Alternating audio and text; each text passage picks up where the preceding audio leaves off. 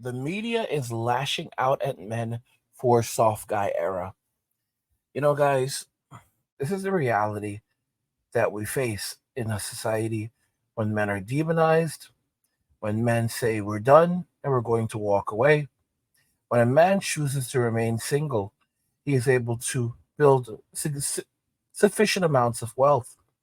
He is able to live a simple life of luxury by living below his means. No wife, no additional expenses, no children, no additional expenses. So basically, they used to say, happy wife, happy life. How about this one? No wife, happy life. Because you don't have that expense, you don't have that additional stress. But the media is now lashing out at soft guy era, men walking away from Western society and relationships in Western society because the economy is beginning to stagnate as a result of men walking away, as a result of the dissolution of the family, as a result of men no longer creating new households. We're now facing a renter's economy. And as a result of that, that does not help anyone except for the very wealthy baby boomers. Let's just go ahead and jump right into the video. So, Scott, let's get into your book. But first, run through, if you will. I've seen you talk about this in speeches. Talk about how the system is rigged. So if you got $1 million, great. If you got 5 million, 10 million, even better. Life gets easier because the way our tax system's set up. Yeah, we have a very progressive tax system until you get to about the 99th percent. And essentially the people who get most damaged by our current tax code, it's lower and middle income households, their taxes have gone up slightly because of consumption, but not because of federal. The people that really get hurt are what I call the workhorses. And that are people who make an exceptionally good living, but it's all current income. And they live in a blue state. They might be paying 50 to 54% tax rate. I bet some of those people are on around this table right now. But if you can make the jump to light speed and invest in assets, stocks, housing, then your tax rate plummets. So in America, we've decided to try and create a super class of billionaires. And then if they win the gold medal, we're going to give them the silver and the bronze. Two biggest tax deductions, capital gains and mortgage interest. Who owns homes and stocks? People my age. Who doesn't know? Who rents and makes their money from current income? Young people. So we've decided that the wealthiest people in the world should get exceptionally more wealthy. Minimum wage stuck at $9.25. Stock market is screamed up. The average 70-year-old is 72% wealthier than they were 40 years ago. The average person under the age of 40 is 24% less wealthy. We are purposely transferring more wealth from the poor and middle class to the upper class to the super rich, and from young to old. And you say in the book, which is true and alarming, but let's say a 30-year-old American in America right now is doing no better than his or her parents. Then that's a new thing in American history that you would think over time, we want to do better than the next generation, than the last generation. It's not happening anymore. I think it all ties into what we're talking about on campuses. For the first time in our nation's history, a 30-year-old man or woman isn't doing as well as his or her parents were at 30. That is the social compact breaking down. People aged 30 to 34, 60% of them in 1990 had one child. Now it's 27%. People are opting out of America. They're not optimistic about it. They're not having kids. Young people aren't having sex. They're not meeting. They're not mating. The pool of emotionally and economically viable men shrinks every day, which lessens household formation. So we have a real issue. Young people are enraged. So it turns every cut, every movement into an opportunistic infection because, quite frankly, they are just pissed off. They look up, they see wealth, exceptional wealth across my generation and people in certain industries, and they are really struggling. Their purchasing power is going down, and the incumbents create artificial scarcity on campus. We take pride in rejecting 90% of our applicants, so the incumbents who already have a degree see their degree go up in value. We get very concerned with housing and traffic once we own a housing. Housing permits are sequestered from young people. Housing prices have gone from $290 to $420 in the last 4 years. So a young person, a house, stocks that I don't own skyrocket in value. Let's have COVID relief and flush the markets and take assets way up, because if 1 million people dying would be bad, it would be tragic if I got less wealthy. And we're doing it on their credit card. Young people have every reason to be enraged, and every issue they see, they look up, they get angry, and they see someone doing better than them, and then every day it is speedballed in their face that they are failing, that they are not doing as well as everyone around them. We have lost the script. Our kids are more anxious and more depressed and more obese and more addicted. And we have made a purposeful decision to let this happen by ensuring that people around this table stay wealthy at the cost of young people. So, Scott, what the social element of that, that's the economic element, the social elements that you mentioned, the happiness, the anxiety, all of those things, that kids aren't getting together anymore, that they're not having kids. What happened in one generation? Social media has to play a role in it, I'm sure. But what else do you see that has created this climate for this generation? I think you have the most talented, well-resourced people in the world and companies trying to convince a young man that he can have a reasonable facsimile of life in his basement behind a screen. You don't need friends. Go on Reddit or Discord. You don't need to get a job. Go on Robinhood or Coinbase and trade crypto and stocks. You don't need to go through the rejection and the expense and the humiliation and working out and having a plan and humor and showering to get a romantic relationship. You have YouPorn. So we have an entire generation, especially of young men, who are out home sequestering from society and missing out on what it means. You know, there's a reason romantic comedies are 2 hours and not 15 minutes. True victory in life is hard. Going out, meeting someone, finding mentors, finding mates, that stuff is hard, but that's what real victory in real life is like. Now, guys, I want you to take this into consideration. So men are now walking away from Western society and relationships with Western society. They do not acknowledge one bit at all of how hostile society has become for men. In fact, later in the video, he basically starts going into misogyny and conspiracy theories that, you know, basically left-leaning ideologies that, you know, these attitudes are leading to men becoming more conservative, which is dangerous. So this guy is not a conservative. This guy is a leftist. All right, he's a part of that crew. This is NBC, MSNBC. Okay, this is a left organization, and they are all panicking right now. Their people are panicking because men are completely opting out of society. And this is why I've said to you guys, you know, I see idiots in the comments like, don't opt out of society. Go and fight. For what? For who? For you? The game is rigged, and the only way to win is to not play by their rules. The only way to win the game is to walk away. And you know, you have these people who are like, well, if you do that, you're all gonna, you know, we're not gonna survive. And that includes you. And that's where it comes in. Like, okay, well, I'm willing to take those cards. You know, I'm willing to hold that hand. I'm focusing on myself. I do enough to survive and thrive on my own, and that's it. And you know, if the world is not able to survive, that's none of my business. You know, let law enforcement deal with it. Go speak to your congressman. You know, go discuss that with your feminist professor at your university. You know, I'm opting out of all of this. I'm walking away. I'm completely walking away. I'm letting these people do their thing. This is the reason why you have, you know, these Tyrones who are screeching and hollering also, because men are walking away from Western society. They say there's no honor among thieves. And it's interesting because there really isn't. And if everyone in society is a thief, if everyone is a liar, if honest people begin walking away from society and saying, yeah, we're done. We're done with society. We're done with relationships. We're not going to create wealth anymore. We're just going to leave society to the crooks, to the thieves, to the liars. They can have it. We're going to basically retreat inside of our homes. And if we do go anywhere, it's going to be away from Western society. It's going to be to another country. We're not going to marry or have children here. We're not going to engage. We're not even going to go to the gym. You know, we'll either build our own home gym, or we'll just stop working out entirely. You know, if we pack on a few extra pounds, we pack on a few extra pounds. Life happens, man. Life goes on. This is what's happening. A lot of men are downsizing. Guys, you know, women don't understand that not only, and this is what women in society don't comprehend this, not only do men not need a lot to survive, men don't like a lot of junk. There's some idiots in the comments that are fools, and they're like, oh, that's you're talking nonsense. You're talking nonsense. Every man wants a luxury car. Every man wants a nice house. These are complete lies. These are lies. These people are stupid people. These are stupid, stupid people.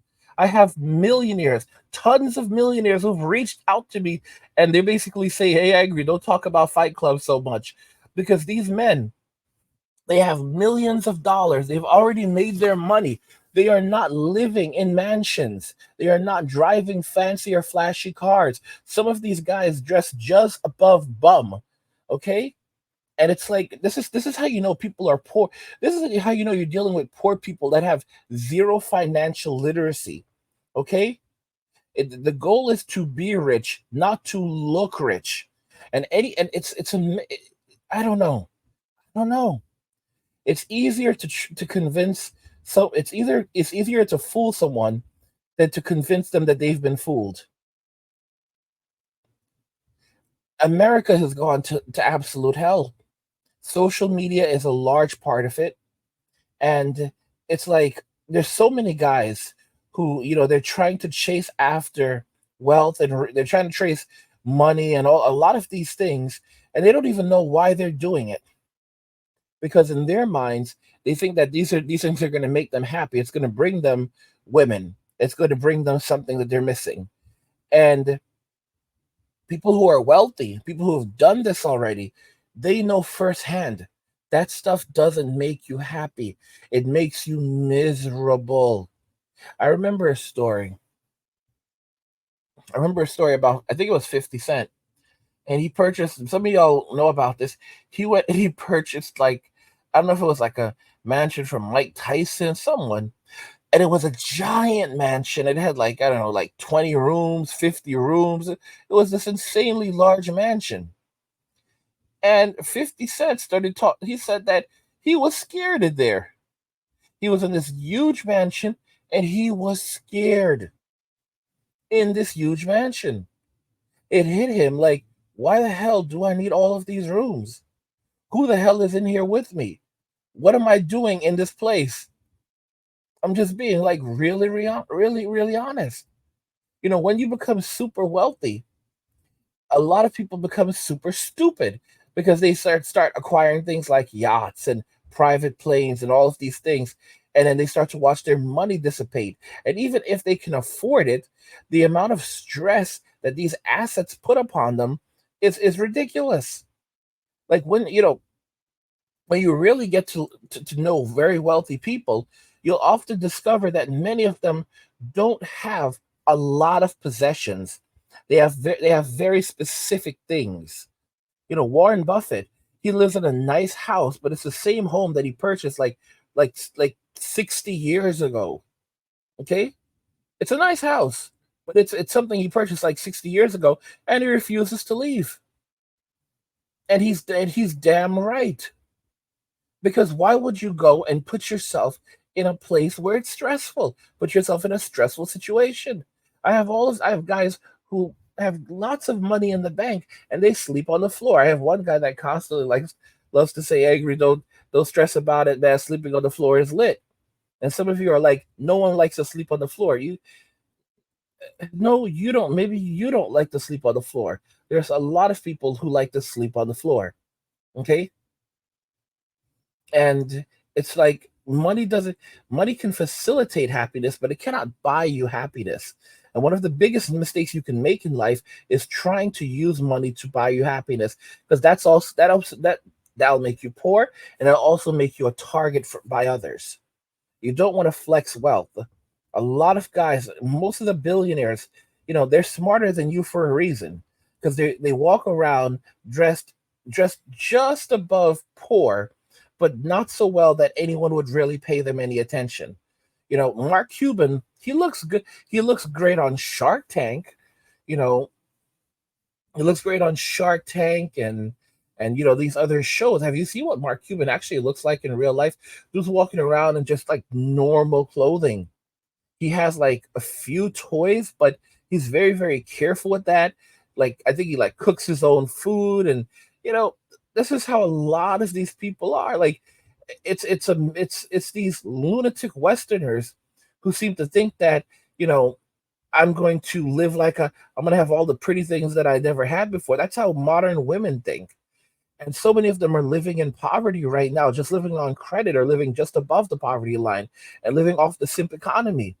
These women are going on dates and they can't even afford anything. They go on these dates and dude says, I'm not paying for your meal. She's like, what are you talking about? I can't cover this bill. He's like, well, that's on you. And also, you need to find your own way home. I'm not driving you home. She's like, no, you took me here. You need to take me home. He's like, no, you could take an Uber.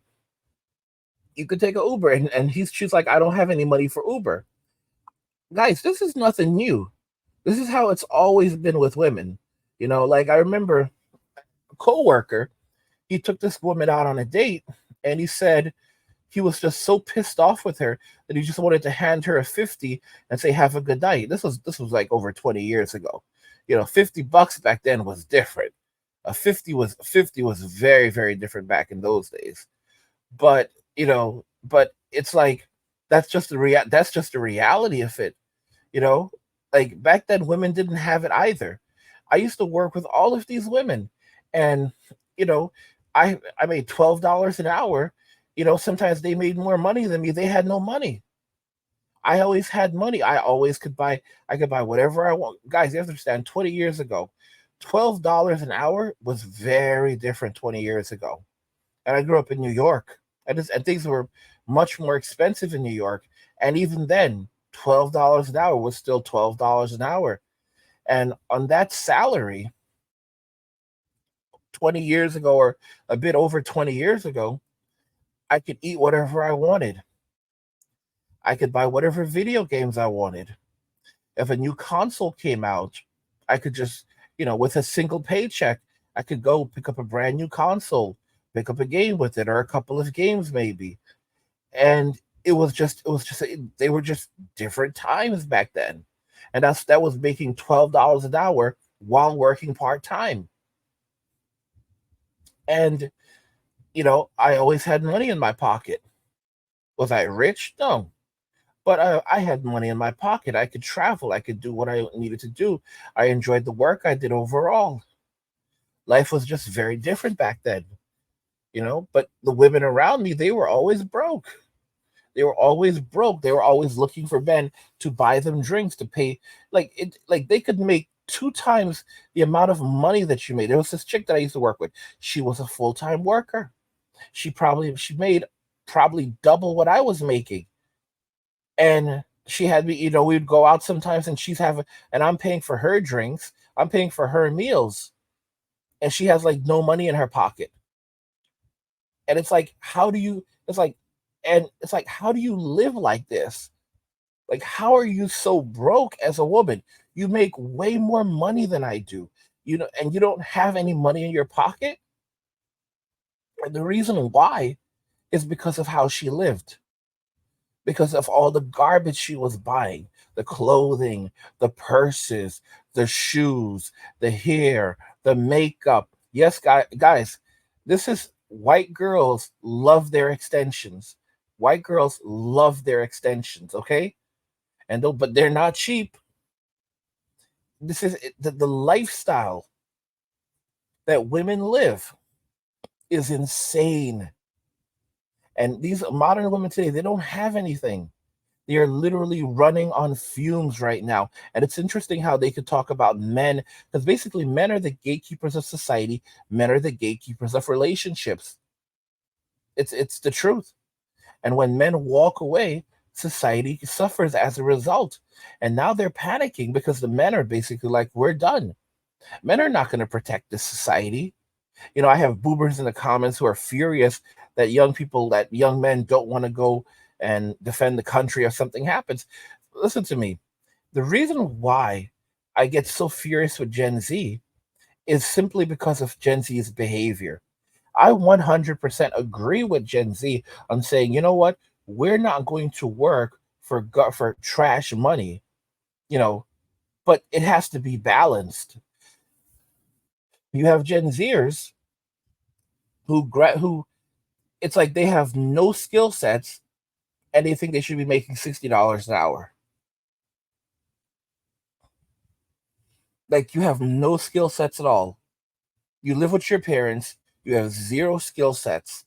You're doing DoorDash and Uber Eats, $60 an hour. You're working at a restaurant serving food, $60 an hour, $120 an hour. You don't want to actually, you can't handle the 9 to 5. And if you do work in an office, you want to do a lazy girl job. You don't want to, you don't want to actually have to invest to learn.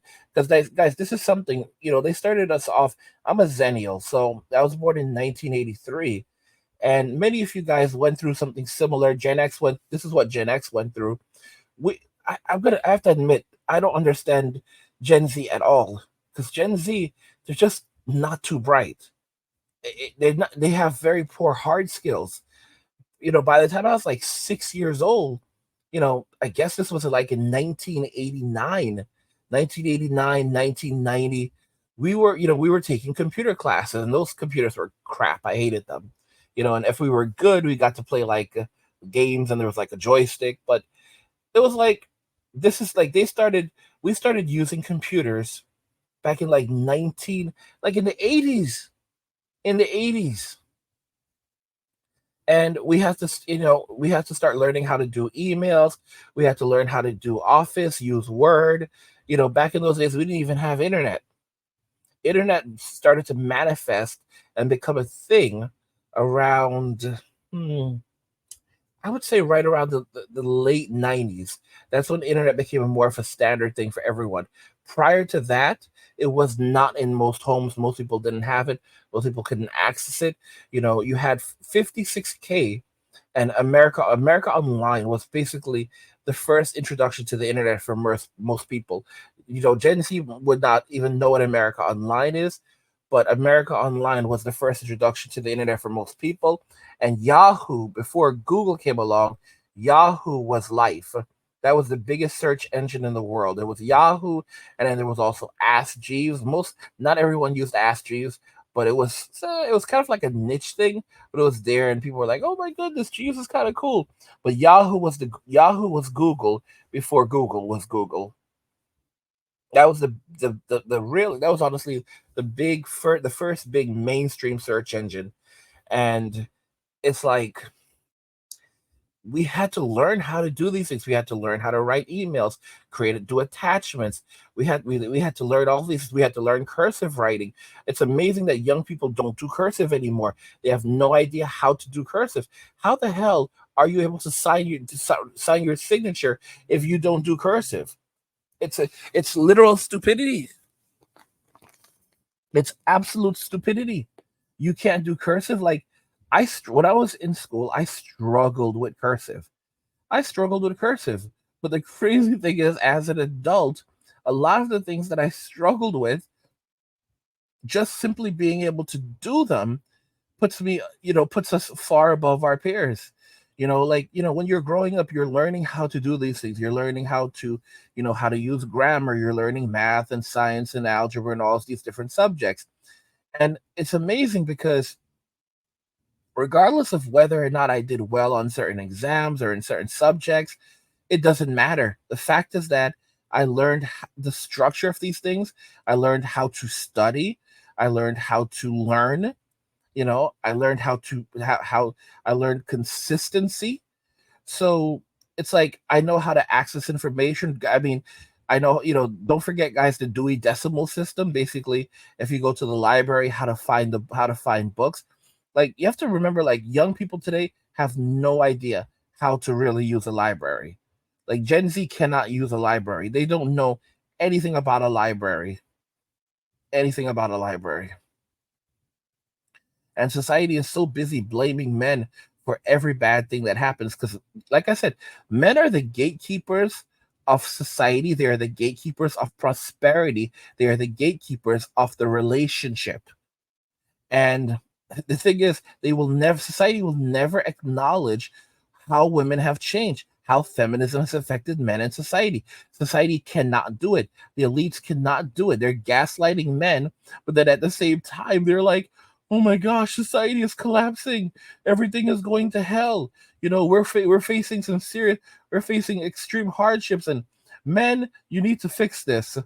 And this is hilarious because men are like, no, no. And it's like, what are you gonna do? Force men to? It's like there's not much. There's nothing left. There's nothing left, and they'll never acknowledge these things. If you look at Japan, Japanese men have increasingly opted out of society.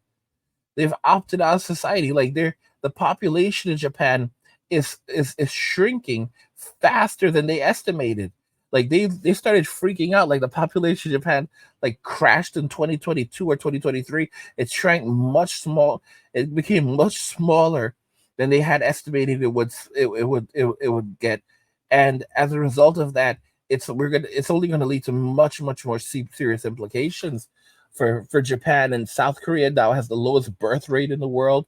The United States is among native citizens, where it's below replacement levels.